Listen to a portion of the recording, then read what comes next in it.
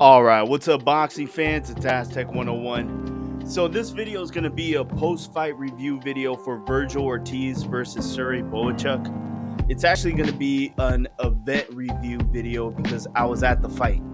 And I got to tell you guys, I had a great time. This was my first time at the Mandalay Bay Event Center. And just from where I was sitting, I luckily got really good seats at a really fair price. But from what I noticed, it seems like no matter where you sit in that arena, even if you're nosebleed, you're gonna have a good seat. You should be able to watch the fight perfectly fine. I'm gonna go over my opinion on the event at the end of the video. I really want to get into the meat and potatoes, which would be the main event. First, there's a few things I want to highlight. Congratulations to Gabriela Fundora. Gabriela Fundora versus Daniela Asenjo for the IBF World Flyweight title.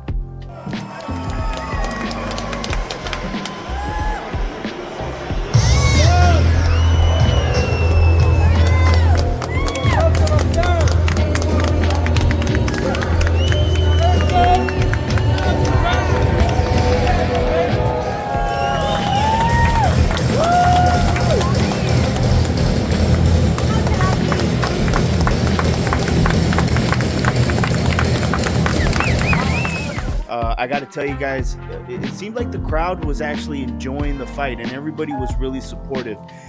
There were a lot of people there cheering for Gabriela Fundora.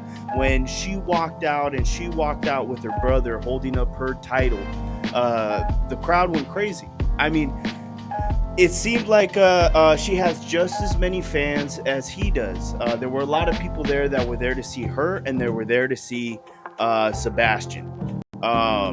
And the cool part about Sebastian Fundora, I gotta give him props, man. He spent time after the fight walking through and taking photos with anybody that asked. Anybody that asked, he would reach out, give a fist bump, take a photo. Really humble guy, great guy, tall as fuck. This guy is tall as hell. Anyways, let's move on to Kenneth Smith Jr. versus Jonathan Romero, which was a fight at 140 pounds. This fight ended with a corner stoppage.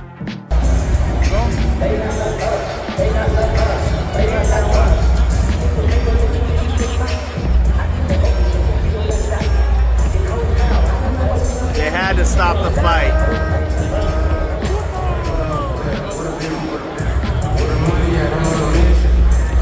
Fifth round corner stoppage. I got to tell you guys, which was a good call because Jonathan Romero was taking a lot of punishment. That last round before the stoppage, Kenneth Smith Jr. was putting in fucking work. Hey, do you guys play tomorrow? I know it's pretty small. Ooh. Yeah, they're going to go to the game right there at the Lucas Center. They played yesterday. I guess today. They played against the Braves.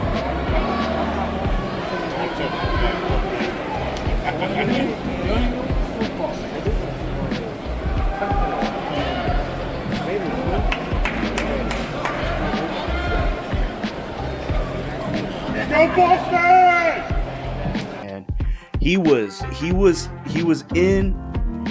in the mode. He was honestly Neo. Everything landed. He was able to slip all the punches that were coming at him. He was actually having fun up there. I really enjoyed that fight, but it was a good stoppage. I'm glad they ended it when they did. Jonathan Romero, when he walked out, he got a lot of love from the fans. People were cheering for him and clapping for him on his way out. And one thing I noticed about this entire crowd was that I feel like this was night and day from the other event that I went to, Nate Diaz versus Jorge Masvidal, not too long ago, where that crowd was, they were obnoxious. I'll just put it that way. Everybody was drunk. They were ruthless. The crowd was just confrontational. You know what I mean? This fight was different. This crowd was different. Yeah, there was a little scuffle. Not where I was sitting, but exactly, across the other corner of the ring. There was a scuffle. You guys can go check it out. There, someone got knocked out. I don't know why, but I did notice that there was, police officers pointing in the direction of the scuffle, and then when you look over, you could see the people in the audience. They were looking at one direction. They weren't looking at the fight. And if I'm not mistaken, I think it was during the Gabriela Fundora fight. I think it was during her fight. Probably towards the end of the round. That's when the scuffle in the audience happened. But yeah, the crowd was great. They cheered on Jonathan Romero on his way out. Kenneth Sims Jr. had a great performance. The next fight that I want to talk about is Charles Conwell versus Kerry Gray. Man, what a body shot. What a body shot in the second round.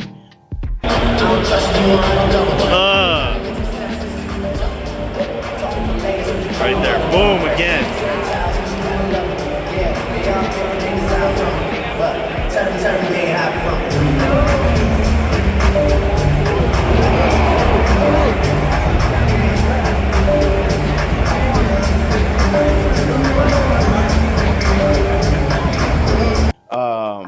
Unfortunately,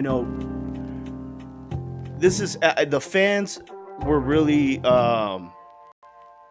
they were really moved by how Gray looked on his way out. I mean, everybody was giving him love. It was like, hey man, don't worry, you'll come back. Keep your head up. Da, da, da, da.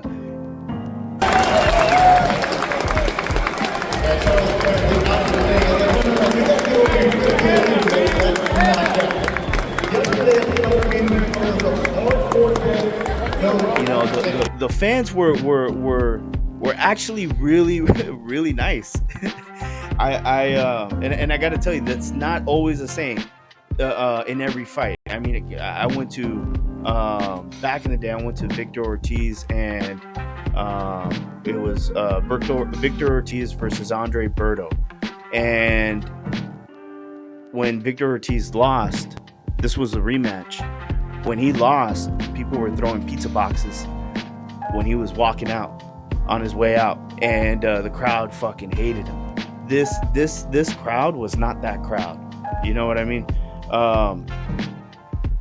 I think that Charles Conwell is now 20-0 with 15 KOs, if I'm not mistaken.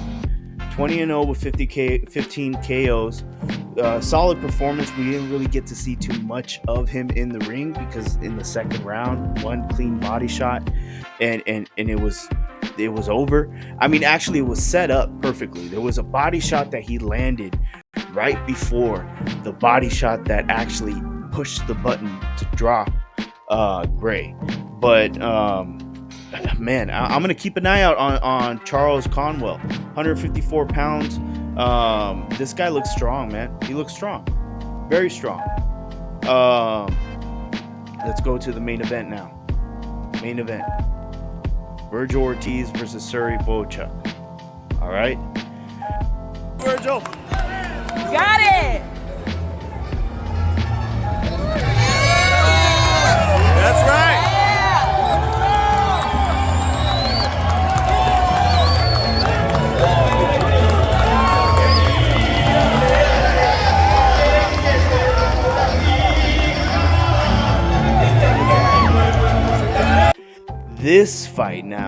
This fight was fight of the year. I got to tell you, fight of the year, in my opinion. It was entertaining from round 1 to round 12. When I was there live, the great thing about watching the fight live is you're not hearing the announcers.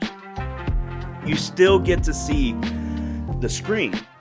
So you get to see the angles that are broadcasted, Plus, you get to look at the fight in the ring.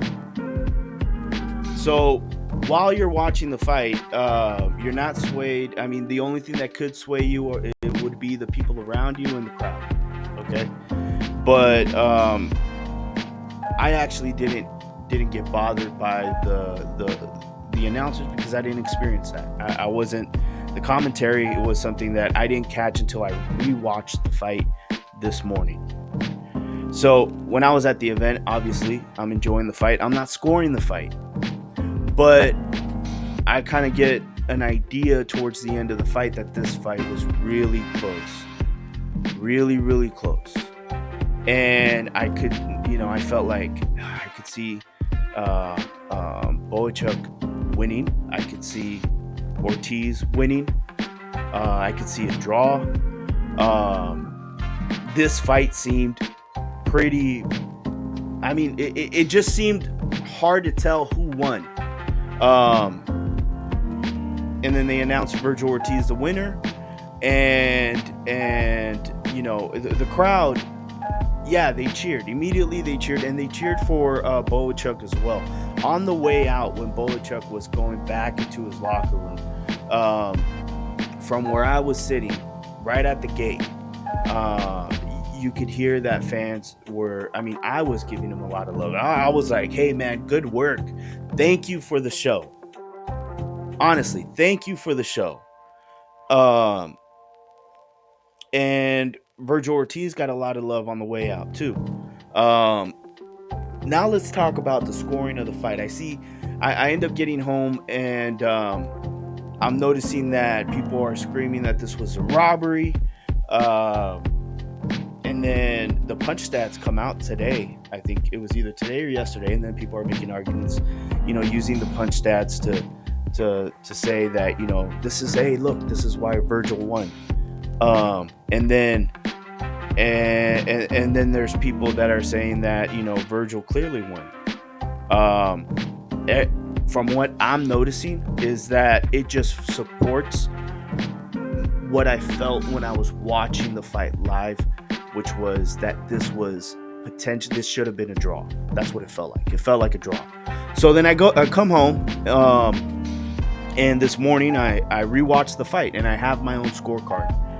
My scorecard has 2 swing rounds, okay? And these swing rounds are interchangeable. And depending on how you score these swing rounds, you're going to get one of 3 results, okay? So let me give you my scorecard, all right? And I'm actually going to put it on the screen here. All right. Round 1 was a 10-8 round. That there was a knockdown there. When you watch it live from my angle, I couldn't see the punch land, but I saw the sweat. So even though I didn't see the punch land, I knew something landed.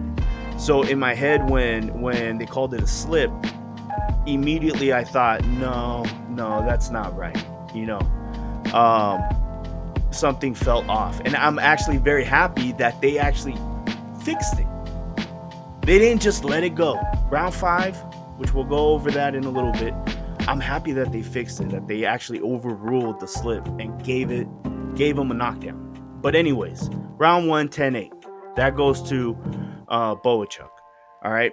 Now, that round was dominated by Vergil Ortiz. That round, Vergil Ortiz was winning before the knockdown, and he won every exchange after the knockdown. He was hunting down Bohachuk. And unfortunately, even though that was a very good round for Vergil Ortiz, there was a knockdown. Now, some might argue that, you might be able to do a 9-8 round or something like that. I don't know. I'm keeping it 10-8, okay? But I'm also fully aware that it's a technical 10-8. Technically, it's a 10-8 because he touched the canvas and it was a knockdown.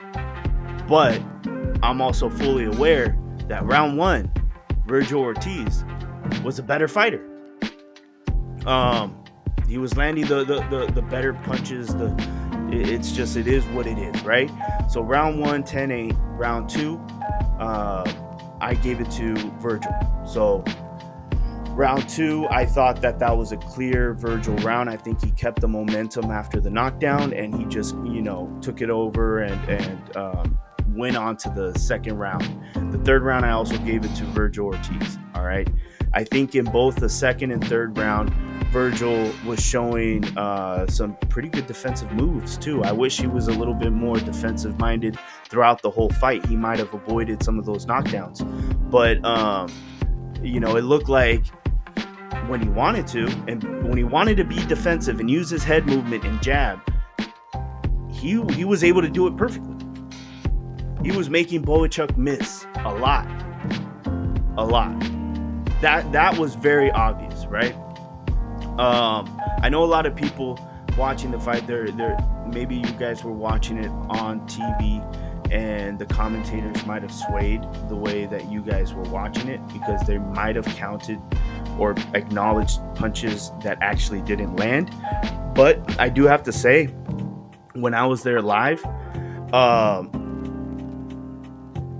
lot of punches looked like they missed, or for both guys. So really the only thing that you're judging, or that you could judge, were the clear and clean punches. And I got to tell you guys, the clear and clean punches, the ones that were very noticeable, easy to score, those were being landed by Vergil Ortiz in these first 3 rounds, right? Then you end up in round 4. Round 4 was, in my opinion, a very clear round for Bohachuk. Not much happened with Vergil Ortiz and Bohachuk. I think it was just a solid round. Momentum started swinging to Bohachuk's favor. He was landing his jabs, he was moving well, he was pressuring, and then also controlling the center of the ring at the same time. And he wasn't falling for Vergil's traps. So it looked like Bohachuk had made an adjustment in round 4. All right, I think that's without a question, that's a Bohachuk round. Now we're going into round 5. This round is one of the 2 swing rounds that I think could go either way. All right, round 5.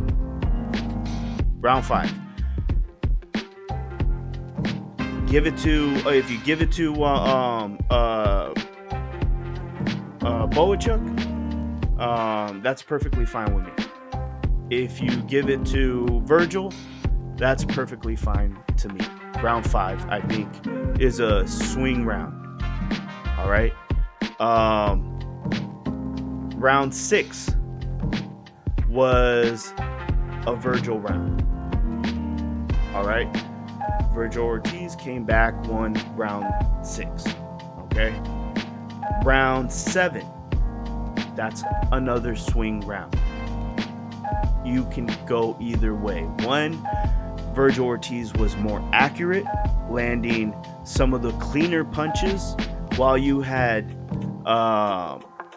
Bohachuk landing a lot of good jabs, a lot of hooks, sneaky punches inside, very methodical and like a robot. You know what I mean?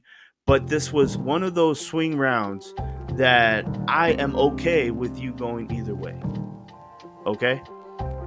Now, round 8, this was the best round for Bohachuk. Not only did he get the knockdown, but I feel like he was controlling the fight before the knockdown and after the knockdown. I think this was his best round, was round 8. Round 9, he continued the momentum. He kept going. I gave it to Bohachuk. I think Bohachuk clearly won this round. To me, round 9 is a solid Bohachuk round. Then you have round 10. That was Vergil. Vergil Ortiz took round 10. He took round 11, and he took round 12. Okay. Now my scorecard my scorecard with the 2 swing rounds, I gave round 5 to Vergil, but I also gave round 7 to Bohachuk. Okay? Meaning that my scorecard ultimately was a draw, 113, and I'm very comfortable with this scoring, mainly because it's exactly what I felt when I was walking out of the arena. I was like, I don't know who won the fight. Yeah, I saw 2 knockdowns, but I also saw over 100 punches landed throughout 12 rounds from both fighters, and it was just, it was a lot to process. I had to watch the fight again, and I'm happy to see that this fight is actually a very close fight. I am not arguing that Bohachuk didn't win. If you guys feel like Bohachuk won, I'm okay with that, because if I give those 2 swing rounds over to Bohachuk, it would be a 114-112. If you give them both to Vergil, you also end up with a 114-112 in Vergil's favor. It's a tight fight. This fight does not need a conspiracy theory in order to justify a rematch. I feel like this fight could easily have a rematch. I would watch it. You would be stupid not to watch it. I would want to go to this fight. Oscar De La Hoya, if you guys make a rematch with Bohachuk, I will be at your event 100%. This I want to see it again. All right. Now, let me talk about the event. Okay. The interview with Serhii Al-Sheikh. He's putting out Crawford. He wants to make the fight with Vergil Ortiz and Terrence Crawford. While Vergil Ortiz, after the fight, is saying that he wants to fight Fundora. Right?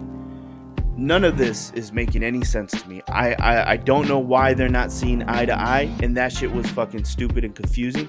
And I'm also not understanding why Crawford would want to fight Vergil Ortiz when he's in line. We still don't know what's going to happen with Fundora. Fundora has to make a decision in September on whether he's going to fight Crawford or vacate the WBO title. So if he ends up vacating the WBO title, then a fight with Vergil Ortiz makes sense, right? But if he's not going to vacate, then Crawford versus Fundora makes sense. That's just my opinion, right? Anyways, Serhii Al-Sheikh was saying that he wants Crawford. He was talking down on Tim Tszyu, saying he doesn't want to work with Tim Tszyu, and that's just another reason why I am skeptical about the positive effect that Serhii Al-Sheikh has on the sport. A lot of people are saying that he's good for the sport because he's making big fights or whatever. But when if he's able to block certain fighters because he doesn't like them, that's already a bad sign. Like, to be honest, Tim Tszyu, everybody wants to see Tim Tszyu against everybody. Tim Tszyu is a fun fight for anyone, and for Serhii Al-Sheikh to say he's not working with Tim Tszyu is fucking, to me, it's bullshit. Fuck you. Another reason to say fuck you to Turkey. Now Vergil Ortiz wants to fight Fundora, the winner of Fundora versus Spence. I don't know if that fight is actually going to happen. Vergil Ortiz, to me, in my opinion, would be stupid to wait until Fundora fights Spence, which could be by 2025. I mean, hearing that from Vergil Ortiz kind of it got me thinking that is hopefully that is just something that he's thinking about, but not part of the plan. Because there's no announcement on a Fundora Spence fight. There's no date. We don't know what's going to happen. We don't even know if Spence is going to be medically cleared.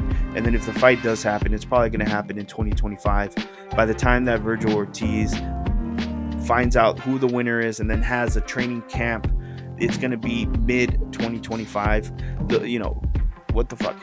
Errol Spence, he takes a year. If he ends up winning, it's going to be till 2026 that he has a fucking title defense. So I hate that idea.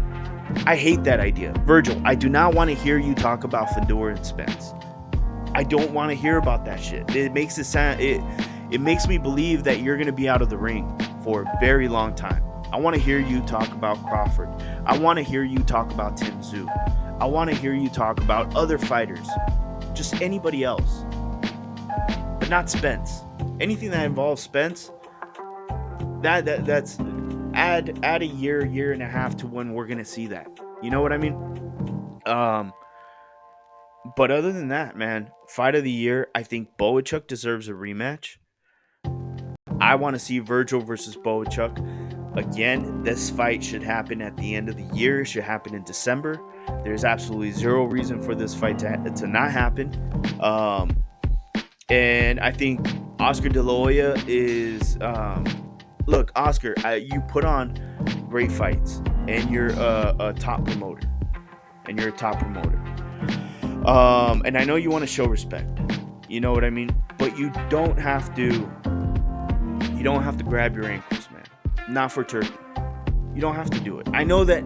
Here's the thing. I think a lot of these promoters, as much as it seems like Serhii Al-Sheikh is in control of what's happening, he's not stupid. There's a reason why he has such a high position in the Saudi government, being in charge of spending a ton of money on entertainment outside of Saudi Arabia to be able to drive tourism to their country. That's a high position, and it bears a lot of responsibility. So I'm sure that he's a smart guy, right? But he's in a different world. In this world, these are sharks. You know what I mean? Bob Arum is a shark. Oscar De La Hoya is a shark. Al Heyman is a shark. All right. These guys are fucking. When it comes to business and deals and all this shit, they're shady, they're greedy, they're egotistical, they're all that, but they're also fucking dangerous, man. And Serhii Al-Sheikh, I think, is getting taken advantage of some of these promoters because they know that he has such deep pockets, and they're going to be investing the money anyways. The budget's like $20 billion a year into any kind of entertainment. So they know that Turkey has, a lot of money that can be invested. And I think that they're just kissing his ass to be able to rob him in the back end, because I don't think, what does Serhii Al-Sheikh know about the value of a fighter? How much am I supposed to pay for something? That is one thing that ends up happening when you're new to a certain industry.